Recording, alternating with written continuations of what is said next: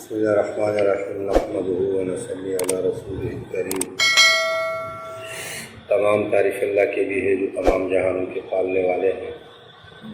درود و سلام و حضور اکرم صلی اللہ علیہ وسلم پر عشق و عزت و شان سارے عالم کے لیے رحمت بنا کر بھیجا۔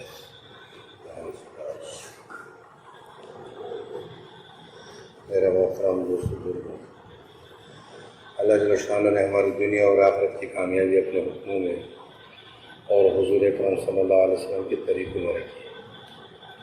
جو بھی بندہ اللہ کے حکموں کو حضور صلی اللہ علیہ وسلم کے طریقے پر پورا کرے گا، اللہ جل شانہ سے کامیاب فرمائے۔ اور کامیاب انسان وہ ہے جو جہنم سے بچا لیا گیا، جنت میں داخل ہو گئی، یہ کامیاب ہو گیا۔ اللہ پاک نے کامیابی کو دین کے ساتھ جوڑا ہے اور فرمائے دین جو ہے یقین کے راستے سے آئے گا۔ جتنے آدمی کا یقین ہوگا اتنے آدمی دین پر چلے گا۔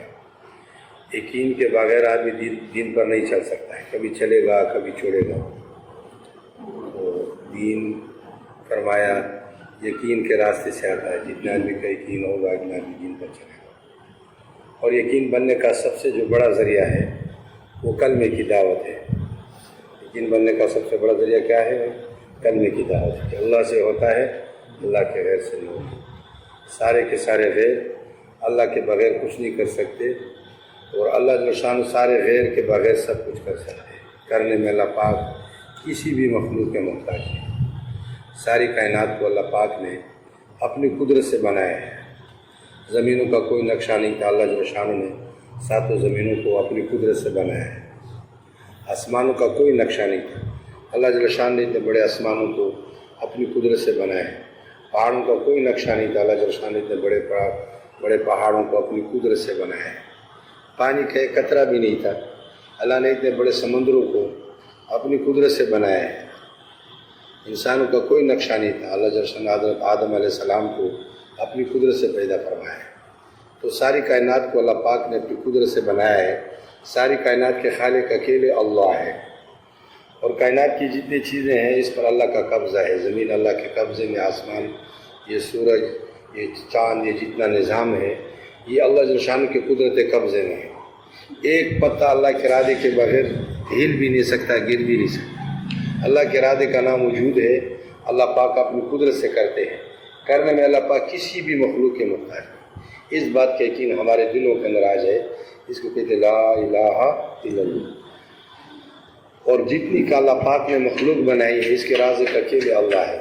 ہوا میں پرندے ہیں، جنگل کے درندے ہیں، سمندر کے اندر مچھلیاں ہیں، جتنی بھی مخلوق ہے، چھوٹی مخلوق ہے، اتنی ہے چھوٹی مخلوق کہ خردبین کے بغیر نظر بھی نہیں آتی، اور اتنی بڑی مخلوق ہے کہ انسان کے سوچ سے بھی باہر ہے۔ تو ان کو رزق دینے والے اکیلے اللہ ہے۔ رازق ذات جو ہے اللہ کی ذات ہے۔ فرمایا رزق کا دروازہ جو ہے 7 آسمان سے اوپر عرش سے ملا ہوا ہے۔ نہ دن کو رات بند ہوتا ہے نہ رات کو، اللہ پاک رزق اتارتا ہے تمہاری نیت کے، تمہارے خرچے کے، تمہارے صدقے کے، تمہارے عطا کے بقدر۔ فرمایا رزق اتارتا ہے، جو زیادہ خرچ کرتا ہے اسے زیادہ، فرمایا جس کے لیے زیادہ اتارا جاتا ہے۔ تو رازق ذات اکیلے اللہ کی ہے۔ جتنے انبیاء علیہ السلام دنیا کے اندر آئے، سارے نبیوں کے محنت کا میدان جو تھا، نہ ملک تھا، نہ مال تھا، نہ مادی چیزیں تھی، نہ کھیتیاں تھے، نہ باغات، اور نہ منڈیاں اور بازار۔ انبیاء علیہ السلام کی محنت کا میدان جو تھا وہ انسانوں کے دل تھے، کہ انسان کے دل کا تعلق اللہ کے ساتھ ہے۔ یہ کلمہ لا الہ الا اللہ ہمارے دلوں کے اندر اتر جائے۔ فرمایا جو ہے کلمے کی جگہ دل ہے۔ جب کلمہ دل میں اترتا ہے پھر احکامات سے کامیابی نظر تو چیزوں سے نظر آئے۔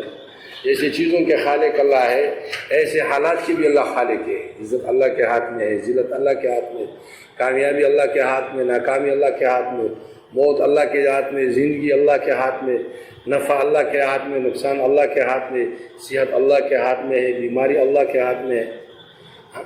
کسی کو اللہ پاک مالدار بنا دے، کسی کو غریب بنا دے، کسی کو بیٹے دے دے، کسی کو بیٹیاں دے دے، کسی کو بیٹے بھی نہ دے، بیٹیاں بھی نہ دے، 5 بنا لے۔ دین کو رات میں بدلنے والے اکیلے اللہ ہے۔ سارا نظام جیسے چیزوں کے خالق اللہ ہے، حالات کی بھی اللہ خالق ہے۔ حالات اللہ کے ہاتھ میں ہے۔ چیزوں کے تو سب مانتے ہیں، آسمان زمین کہ اللہ نے پیدا کیے ہیں، اور حالات بندہ سمجھتا ہے کہ ہمارے ہاتھ میں ہے نہیں۔ حالات کی بھی اللہ خالق ہے۔ حالات کا لانے والا کون ہے؟ اکیلے اللہ ہے۔ تو اس کا یقین بنانا یہ بات ہمارے دلوں میں اتر جائے. اس لیے بار بار اس کلمے کی دعوت ہے کہ کلمہ ہمارے دلوں کے اندر اتر جائے اور حضور اکرم صلی اللہ علیہ وسلم کے طریقوں کے اندر کامیابی ہے. آپ صلی اللہ علیہ وسلم اللہ کے محبوب ہے. ایک ایک طریقہ اللہ کو محبوب ہے. جو آپ صلی اللہ علیہ وسلم کے طریقے پر چلے گا وہ اللہ کا محبوب بنے گا. اللہ جل شان فرماتے ہیں اگر تم مجھ سے محبت کرتے ہو تو تم میرے حبیب کے اتباع کرو. میں تم سے محبت کرنے لگوں گا. میں غفور رحیم ہوں اور تمہارے گناہوں کو معاف کرتا ہوں. اللہ محبت بھی کرے گا حضور کے اتباع میں اور گناہ بھی معاف کرے گا. فرمائے تمہاری زندگی میں حضرت فرماتے ہیں کہ تمہارے زندگی میں نبی کے سنت نہیں ہوں گے. عبادات کے وعدے پوری ہوں گے جو اللہ کی طرف سے ہے تو وعدے سنتوں کے ساتھ. اور فرماتے ہیں کہ دنیا میں جو رحمتیں اور برکتیں آتی ہے وہ ملک مال اسباب کے بنیاد پر نہیں آتی. وہ تو حضور صلی اللہ علیہ وسلم کے سنت اعمال پر آتی. تو ایک سنت جو ہے ساری کائنات سے قیمتی ہے. تو میرا محترم دوست ایک سنت جو ہے یہ ساری کائنات سے قیمتی ہے. فتنے کے زمانے میں حضور صلی اللہ علیہ وسلم کی ایک سنت کو زندہ کرے گا اللہ 100 شہیدوں کا ثواب عطا فرمائے گا. تو میرا محترم دوست بزرگوں تو برکت رحمت سنتوں کے ساتھ. اس لیے حضرت جی مولانا یاسر احمد اللہ فرماتے تھے کہ تبلیغ کا مقصد کیا ہے؟ احیاء یہ سنت ہے. نبی کی زندگی ہر شعبے میں زندہ ہو جائے. حضور صلی اللہ علیہ وسلم کی زندگی جو ہے ہر شعبے میں زندہ ہو جس کے لیے محنت ہے. اس لیے فرمائے کہ کلمہ لا الہ الا اللہ سنت تو کوئی عمل بڑھ سکتا ہے اور نہ کلمہ کسی گناہ کو چھوڑ سکتا ہے. فرمائے جب بندہ لا الہ الا اللہ کہتا ہے اللہ جل شان فرماتے میرے بندے نے سچ کہا میں ہی اللہ ہوں میں ہی تمہارے کام بنانے والا ہوں. میرے محترم دوستوں فرمائے حضور صلی اللہ علیہ وسلم نے صحابہ سے کہ ایمان کی تجدید کرتے رہا کرو یعنی تازہ کرتے رہا. صحابہ نے عرض کیا یا رسول اللہ ایمان کس طرح تازہ کرے؟ فرمائے کہ لا الہ الا اللہ کو کثرت سے پڑھتے رہا. فرمائے جس نے اخلاص کے ساتھ لا الہ الا اللہ پڑھا وہ جنت میں داخل ہو گیا. صحابہ نے عرض کیا یا رسول اللہ صلی اللہ علیہ وسلم کلمے کی اخلاص کی علامت کیا ہے؟ فرمائے حرام کاموں سے روک دے یہ اخلاص ہے. آدمی حرام سے رک گیا سمجھو اخلاص کا کلمہ ہے. تو فرمایا کہ جو ہے انسان جو ہے یہ حالات کا برتن ہے. اس پر حالات آتے ہیں. کبھی بھوک کے حالات آئے کبھی پیاس کے کبھی غربت کا کبھی مالداری کا. انسان جو ہے حالات کا برتن ہے. اس پہ حالات آتے ہیں. فرمایا جس کا یقین صحیح ہوگا وہ نماز کے ذریعے سمجھتا ہے. فرمایا کہ نماز جو ہے اللہ سے لینے کا ذریعہ ہے. یہ مولانا یوسف رحمۃ اللہ علیہ نے فرمایا کہ وضو استنجی کی جو سنتیں ہیں اسے تمہاری ضرورتیں پورے ہوگی. نماز تو بڑے بڑے مارکوں کو سر کرنے کے لیے بڑے میدانوں کو مارنے کے لیے نماز ہے. اس لیے نماز پر محنت کرنا ہے. نماز جس کی بن گئی اس کی ساری زندگی بن گئی. نماز میں سارے انسان کے اعضاء استعمال ہوتے ہیں. اس لیے نماز کا طریقہ سیکھنا. دوسری چیز نماز میں کیا ہے اس کے الفاظ کو صحیح کرنا ہے. اسے علماء سے پوچھنا ہے طریقہ بھی الفاظ کو صحیح کرنا بھی. تیسری چیز نماز میں دھیان ہے. دھیان میں جو نا ایک تو نظر کو قابو رکھے. انسان کا نظر ادھر جاتا ہے تو دھیان بھی چلا جاتا ہے. دوسری چیز کیا ہے ہاتھوں کو قابو رکھے. ہاتھ ادھر ادھر جائے گا پھر بھی توجہ ہٹتا ہے. انسان کا ہاتھ ادھر ادھر جاتا ہے. اور تیسری چیز کیا ہے نماز میں جتنی نماز پڑھتا ہے اس کو اپنے کانوں سے سنے. جب اس طریقے سے محنت کرے گا تو اس کی نماز بن جائے. اس نماز کو اس کے مسئلے کولی جو تھا نا جو کولی جو لوگوں کا سامان لے جاتا تھا تو اللہ نے اس کے نماز کے ذریعے سے اس کو نجات نہیں دیا.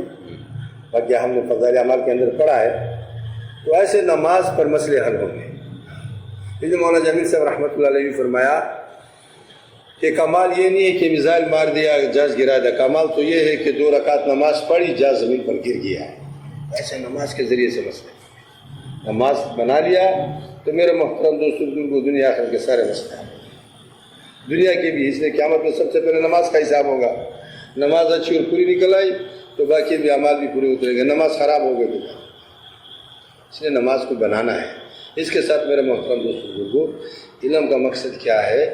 فرمایا کہ اس کا عالم کس موقع پر کس جگہ حضور صلی اللہ علیہ وسلم نے جس عمل کو پورا کرنا طریقے سے پورا کرنا اس کو جاننا یہ علم ہے. اور اس کو پورا کرنا یہ اللہ کا ذکر ہے. تو فرمایا کہ جو علم کا راستہ اختیار کر لیتا ہے اللہ جل شان اس کے لیے جنت کا راستہ آسان فرماتے ہیں. فرمایا جو آدمی اس نیت سے مسجد کو جاتا ہے اس حدیث کا مفہوم ہے تاکہ دین کی بات کو سیکھو یا سکھاؤ. فرمایا اس شخص کا ثواب اس حاجی کی طرح ہے جس کا حج کامل ہے. فرمایا کہ یا تو عالم بنو یا طالب علم بنو. یا ان سے محبت کرو یا اس کا سننے والا بنو یا اس سے محبت کرو، اسے گود والا نہ بنو ورنہ ہلاک ہو جائے۔ اور اس لیے علماء کی زیارت کو عبادت یقین کرو۔ جی فرماتے تھے حضرت مولانا یاسر رحمۃ اللہ علیہ کہ علماء کی زیارت کو عبادت یقین کرو۔ فرمایا جن کے دلوں کے اندر علماء کرام کی قدر ہوگی اللہ پاک ان کی اولاد میں علماء پیدا کرے۔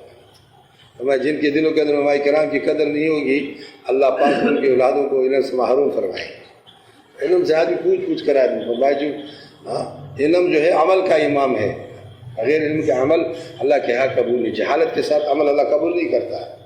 عمل اس کے تابع ہے، عمل جو ہے، اور علم جو ہے عمل کو آواز دیتا ہے، علم جو ہے عمل کو آواز دیتا ہے، عمل کے لیے بلاتا ہے۔ تو صحیح جو عمل ہوگا وہ علم کی وجہ سے ہوگا، اور بہت بڑا عمل کرے گا جہالت کے ساتھ اللہ کے حق کوئی قیمت نہیں، اس لیے آدمی پوچھ کر چلے۔ اس کے ساتھ میرے محترم دوست بزرگوں، اللہ کی دھیان حاصل کرنے کے لیے اللہ کا ذکر، ایک اللہ کو یاد کرنا، ایک اللہ کو یاد رکھنا، ہمیں ہر وقت اللہ یاد ہو۔ ایک آدمی تجارت کرتا ہے تو تجارت کے اندر جھوٹ بھی بولتا ہے، خیانت بھی، ذکر بھی کرتا ہے، اور میں یہ غافل، یہ ذاکر تو نہیں۔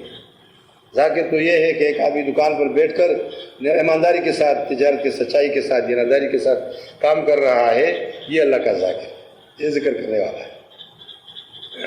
حضور صلی اللہ علیہ وسلم نے قبیلہ کو دعوت دی تو آپ صلی اللہ علیہ وسلم نے ان سے پوچھا کہ آپ کی تعداد کتنی ہے؟ فرمایا ہماری تعداد جو ہے وہ بہت زیادہ ہے، ریت کے ذرات کے برابر ہے۔ میں تو روب دبدبہ کیسے ہے؟ ہم تو فارس کے پڑوس میں رہتے ہیں، نہ اس سے پناہ لے سکتے نہ جان بچا سکتے۔ اور حضور صلی اللہ علیہ وسلم نے فرمایا اگر تم اللہ کے لیے اپنے اوپر لازمی کر دو 33 دفعہ سبحان اللہ، اور 33 دفعہ الحمدللہ، اور 34 دفعہ اللہ اکبر، اگر تم دنیا میں باقی رہے تو ان کے گھروں پر آپ کا قبضہ ہو جائے گا، ان کی بیوی آپ کے نکاح میں آ جائے گی، ان کے بچے آپ کے غلام بن جائے گے، ان کے بچے آپ کی باندیاں، ان کی بچیاں جو ہے آپ کی باندیاں بن جائے گی۔ تو اللہ نے اس اعمال پہ اللہ کے وعدے ہیں اور یقینی ہیں۔ تو سورۃ یاسین ان کے شروع میں پڑھے گا سارے حوائج پورے ہو جائیں گے۔ عبداللہ بن مسعود رضی اللہ عنہ کی بیٹیاں تھی، حضرت عثمان رضی اللہ عنہ نے فرمایا کہ میں آپ کے لیے وظیفہ مقرر کرتا ہوں کہ بیٹیاں ہیں، کمائی کی کوئی ہے نہیں۔ تو کیا فرمایا؟ فرمایا مجھے وظیفے کی ضرورت نہیں، میں نے اپنی بیٹیوں کو سورۃ واقعہ سکھایا ہے، جو رات کو سورۃ واقعہ پڑھے گا اس کو کبھی فاقہ نہیں۔ یہ اللہ پاک کے اعمال کے وعدے ہیں۔ جو 3 قل ہے، قل واللہ احد، قل اعوذ بالفلق، قل اعوذ بالناس، صبح و شام پڑھے گا سارے دن کے لیے اس کے لیے کافی ہو جائے گا۔ سورۃ یاسین دن کے شروع میں پڑھے گا سارے حوائج پورے ہو جائیں گے۔ اس کے ساتھ میرے محترم دوستو، مسلمان ہونے کی وجہ سے مسلمان بھائی کے اکرام، جنت میں اعلیٰ درجے میں ان کی مقام ہوگا جن کے اخلاق اچھے ہوں۔ اچھے اخلاق کی وجہ سے فرمایا ہے، حدیث کا مفہوم ہے کہ مومن اپنے اچھے اخلاق کی وجہ سے سارے دن روزہ رکھنے والا اور ساری رات عبادت کرنے والے ثواب کو پا لیتا ہے۔ فرمایا جب مسلمان سے ملاقات کرتا ہے تو ایک فرشتہ اعلان کرتا ہے کہ خوشحال زندگی گزارو، تمہیں مبارک ہو، تمہارا ٹھکانہ جنت ہے۔ اتنا صرف مسلمان کے ملنے میں ہے۔ تو میرے محترم دوست بزرگوں، فرمایا کہ اللہ جل شان و نماز ان کی قبول کرتے ہیں جو اللہ کی عظمت کے سامنے تواضع اختیار کرتا ہے، بھوکوں کو کھانا کھلاتا ہے، ننگوں کو کپڑا پہناتا ہے، مسافروں کو ٹھکانہ دیتا ہے، غمزدہ اور پاگل لوگوں کی مدد فرماتا ہے، اور اپنے خواہشات کو حرام کاموں سے روکتا ہے، اور اپنے گناہوں پر اصرار نہیں کرتا۔ فرمایا یہ کام صرف میرے لیے کرتا ہے۔ ایسے بندے کا چہرہ جل شان فرماتے میرے سامنے سورج سے زیادہ چمکتا ہے۔ ایسے بندے کی ظلمت کو نور سے بدل دیں گے، جہالت کو علم سے بدل دیں گے۔ فرمایا جب وہ قسم اٹھاتا ہے اللہ پاک اس کے قسم کو پورا فرماتا ہے۔ فرشتے اس کی مدد فرماتے ہیں، اللہ خود اس کی مدد فرماتا ہے۔ فرمایا دعا کرتا ہے، اللہ جل شان اس کی دعا پر لبیک کہتا ہے اور ان کی دعاؤں کو قبول فرماتا ہے۔ فرمایا ایسے بندے کی حیثیت اللہ جل شان میرے سامنے ایسے ہے جیسے جنت الفردوس کی حیثیت باقی جنت۔ یہ تواضع پر آج ہی اللہ کو پسند ہے۔ اخلاق جو ہے یہ ایمان کی تکمیل ہے، اسلام کی تکمیل ہے، مسلمان کی تکمیل اخلاق سے ہے۔ ہمیں جیسے دعوت ہدایت کے ذریعہ ہے، ایسے اچھے اخلاق بھی ہدایت کا ذریعہ ہے۔ حضور صلی اللہ علیہ وسلم کے اخلاق کو دیکھ کر لوگ اسلام میں داخل ہوئے، اور میں جب مسلمانوں کے اخلاق اچھے ہو جائیں گے تو غیر خود بخود اسلام میں داخل ہوئے۔ اس کے ساتھ میرے محترم دوستوں، سارے جذبے ختم ہو گئے، ایک جذبہ ہو کہ اللہ راضی ہو جائے۔ بشک اللہ تعالیٰ مالوں کو نہیں دیکھتے، صورتوں کو نہیں دیکھتے، دلوں کو، اعمال کو دیکھتے ہیں۔ حضرت عمر رضی اللہ عنہ مسجد میں نبی میں آئے، دیکھا حضرت معاذ بن جبل رضی اللہ عنہ کو کہ حضور صلی اللہ علیہ وسلم کے قبر پر بیٹھے رہے، محاذ کیوں رو رہا ہے؟ فرمایا میں نے حضور صلی اللہ علیہ وسلم سے سنا ہے کہ ریا کا تھوڑا حصہ بھی شرک ہے۔ حالانکہ شاید سے متقی بندوں کو محبوب رکھتے ہیں، جو یا خمول میں رہتے ہوئے کہیں چلے جائے اس کو تلاش نہ کرے، مجمع میں آ جائے کو اس کو پہچانے نہیں، ان کے دل ہدایت کے چراغ ہو، ہر گردالو تاریخی مقام سے خاص پانے آئے۔ یہ خاص والے جو ہے یہ ہدایت کے چراغ ہے، اس کی وجہ سے بڑے بڑے فتنوں کو دور فرماتے ہیں۔ دنیا میں رہنا یہ پریاکاری ہے، آخرت میں رہنا اخلاص ہے۔ بغیر اخلاص کے عمل کا دنیا میں اثر نہیں، آخرت میں اجر نہیں۔ عمل کو اللہ کی رضا کے لیے کرنا، اللہ راضی ہو جائے۔ بے شک اللہ تعالیٰ جو ہے مال و صورتوں کو نہیں دیکھتے، دلوں کو دیکھتے ہیں، عمل کو دیکھتے ہیں۔ اس کے ساتھ میرے محترم دوستوں بزرگوں، اللہ جل شان نے اللہ پاک عظیم کام جس کے ہم کیے، حضور کی نیابت میں اللہ نے ہمیں عظیم کام عطا کیا۔ اس محنت کی وجہ سے اللہ پاک نے صحابہ کرام کو عزت کے چوٹیوں پر پہنچایا۔ کسر و کسرا کے شہزادے صحابہ کرام کے غلام بنے اور شہزادیاں بانی بنے۔ صحابی فرماتے ہیں کہ اگر دنیا کے لیے ہم اتنی محنت کرتے کہ ہڈیوں کو سرما بنا لیتے، اتنا نہ ملتا جتنا اللہ پاک نے دین کی وجہ سے دیا۔ تو دین کی وجہ سے صحابہ کو عزت دیا اللہ نے۔ حضرت عمر رضی اللہ عنہ سے جب پوچھا گیا، فرمایا دین آپ کی وجہ سے چمک گیا۔ فرمایا دین تو پہلے سے چمکا ہوا تھا، میں دین کی وجہ سے چمک گیا۔ تو دین کی وجہ سے بندہ چمکتا ہے، دین تو پہلے سے چمکا ہوا ہے۔ جو آدمی دین پر چلے گا اللہ اس کو چمکائے گا، اللہ اس کو سورج، ہدایت کا سورج بنائے گا۔ اللہ پاک نے اس کی وجہ سے حضرت صاحب کرام کو ان کے گھوڑے فرمائے سمندر پر ایسے چلے جیسے سڑک پر جا رہے۔ جنگل کے درندوں کے اندر آواز لگائی تو سارا جنگل خالی ہوگا۔ عقبہ بن نافع رضی اللہ عنہ افریقہ کے جنگلوں کو چیرتا ہوا مراکش میں پہنچا اور گھوڑا سمندر کے اندر ڈال دیا اور گھوڑے کے سینے تک پانی پہنچا اور اپنے نیام سے تلوار نکالی اور فضا میں یوں لہرایا۔ فرمایا اگر اسے کوئی انسان ہوتا تو یہ میرا گھوڑا جو ہے یہ سمندر کے موجوں کو چیرتا اور میں ضرور پہنچتا اللہ کے کلمے کو بلند کرتا۔ تو صحابہ پھرے پوری دنیا میں۔ افغانستان میں ہم گئے تو ادھر 72 کے قریب صحابہ دفن ہیں۔ امیم انصار جبیر انصار رضی اللہ عنہ جو صحابی سالار ہے، یہ حضرت عثمان رضی اللہ عنہ کے دور میں 1000 کے اوپر تقریباً لشکر نکلا کہ 1000 سے اوپر لشکر گیا تھا دور عثمانی میں۔ تو صحابہ پوری دنیا میں بھی پھرے، پوری دنیا میں دین کو پھیلانے کے لیے اللہ پاک نے جو ہے نا کہ بہت تھوڑے سے صحابہ ایسے ہیں جو ان کی قبر حجاز مقدس میں ہے، باقی صحابہ پھرے ہیں۔ دین پھرنے سے آیا ہے، صحابہ کی نقل و حرکت سے، صحابہ کی قربانیوں سے اللہ پاک نے پوری دنیا میں دین کو زندہ فرمایا ہے۔ آج بھی الحمدللہ اس دور میں تھوڑی سی نقل و حرکت شروع ہو گئے۔ اب اللہ کو کتنے لوگ اللہ پاک کے دیندار بن رہے ہیں، اللہ مدارس قائم ہو رہے ہیں، اللہ پاک نماز پڑھنے والے بن رہے ہیں، لوگ حج کرنے والے بن رہے ہیں۔ تو یہ اس محنت کا اثر ہے پھرنے کے ساتھ۔ حضرت جی مولانا یاسر رحمۃ اللہ علیہ فرماتے تھے کہ اس امت کا گھروں کے اندر بیٹھنا فتنہ ہے، اس امت کا ہر فتنہ نقل و حرکت سے۔ اور پھر فرماتے تھے کہ تکی بھاری طبیعت نہ ہو، اللہ پاک کو حشاش بشاش چلتا پھرتا مسلمان پسند ہے۔ اس لیے اللہ پاک نے اس امت کی تعریف میں حضرت داؤد علیہ السلام سے فرمایا، اے داؤد میں ایک نبی کو پیدا کرنے والا ہوں جس کا نام احمد و محمد ہوں گے صلی اللہ علیہ وسلم۔ وہ سچے ہوں گے، وہ سردار ہوں گے، وہ کبھی مجھے ناراض نہیں کریں گے، میں کبھی ان سے ناراض نہیں ہوں گا۔ میں نے ان کے پیدا ہونے سے پہلے ان کے لفظ و شکر معاف فرمایا، اور اے داؤد اس کی امت جو ہے میری رحمت سے نوازی گئی۔ میں نے ان کو وہ نوافل عطا کیے جو وہ فرائض عطا کیے جو فرائض انبیاء علیہ السلام کو عطا فرمائے، وہ نوافل عطا کیے جو نوافل انبیاء علیہ السلام کو عطا فرمائے۔ اے داؤد ان کے چہروں پر قیامت کی دن نبیوں جیسا نور ہوگا۔ سب سے بعد میں آنے والی امت اللہ نے یہ اعزاز جو دیا ہے اس محنت کی وجہ سے دیا ہے۔ اللہ نے جو اس دعوت والی مبارک محنت کی جو ہے یہ نام اللہ پاک نے اس امت کو دیا حضور کی نیابت میں، تو اس کی وجہ سے یہ اعزاز دیا ہے۔ بات لمبی ہو جائے گی، تفسیر عثمانی میں لکھا ہے کہ خدا تعالیٰ نے تو ان کو بہترین امت قرار دیا ہے جس کے لیے مجلس سے پہلے وجود مقدر ہو چکی تھی، جس کی خبر بعض انبیاء علیہ السلام و سابقین کو دی گئی کہ جس طرح نبی خیر زمان حضرت محمد صلی اللہ علیہ وسلم سب سے افضل نبی ہوں گے، جملہ امت کی وجہ سے اس کی امت باقی امت پر سبقت لے جائے، اس لیے کہ ان کو اشرف اکرم پیغمبر نصیب ہوگا، عدم مقبل شریعت ملے گی، علوم معرفت کے دروازے ان پر کھول دیے جائیں، ایمان عمل تقوی ان کی قربانی سے انسانی زندگی کے تمام شعبے سرسبز و شاداب ہیں۔ ان کا دائرہ عمل ایک قوم، ایک قبیلہ، ایک ملک، ایک اقلیم کو محیط نہیں ہوگا بلکہ انسانی زندگی کے تمام شعبوں کو محیط ہوگا۔ مطلب ان کا وجود اس لیے ہوگا، اس کا وجود اس لیے ہوگا کہ دوسروں کی خیرخواہی کرے، جہاں تک ممکن ہو جنت کے دروازے پر لا کر کھڑا کرے۔ اللہ نے اس کو اعزاز دیا ہے، اس لیے اللہ کے راستے میں جو میرے مقصد یہ رکاب نکلنے کے بغیر سمجھ میں نہیں آتا، جتنی قربانی کے ساتھ چلیں گے اللہ ہدایت کے فیصلے کرے گا۔ اس کے لیے ماشاءاللہ وہ فرمائے جی جن بھائی کے 4 مہینے نہیں لگے وہ تو ہمت کر کے 4 مہینے کے لیے انشاءاللہ نیت کرے کہ میں انشاءاللہ جلد 4 مہینے کے لیے جاؤں. ماشاءاللہ.